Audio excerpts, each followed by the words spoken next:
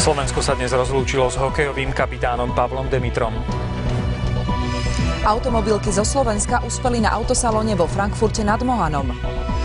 Pred 3 rokmi vyhlásili bankrot Lehman Brothers, začala sa svetová kríza.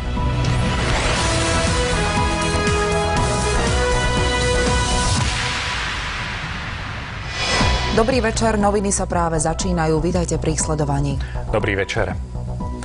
Obrovský smútok dnes vládol na Trenčianskom zimnom štadióne. Tisíce ľudí sa tam prišli rozlúčiť s hokejistom Pavlom Demitrom. Rakva s jeho pozostatkami bola vystavená priamo na ľadovej ploche. Hold mu prišli vzdať nielen fanúšikovia, ale aj hokejisti a blízki priatelia.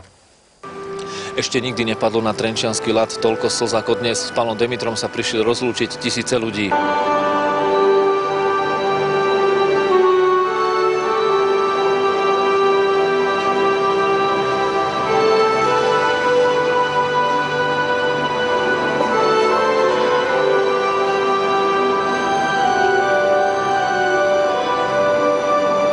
Bude nám chýbať určite.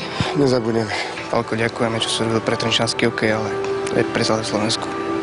Ďakujeme.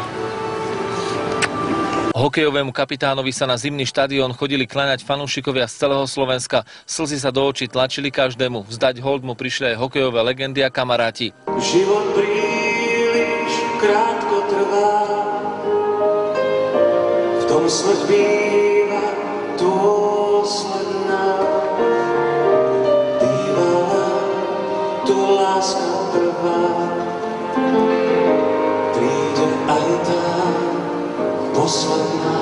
Nevieme si predstaviť, že už nebudeme počuť.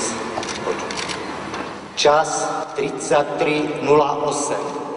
Gól hráč Trenčín, číslo 38, Pavol.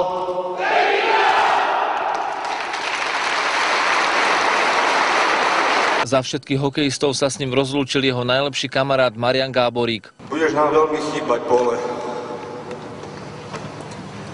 Vždy budem na teba spomínať s úsmevom.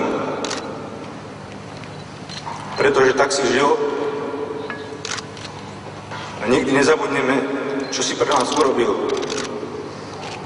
a čo si pre každého z nás znamenal.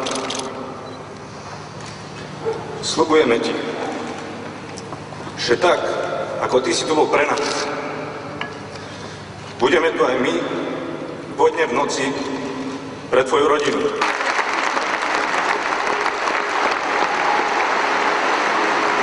S Pavlom Demitrom sa diváci naposledy rozlúčili potleskom. Ten sprevádzal pohrebné auto aj ulicami Trenčína.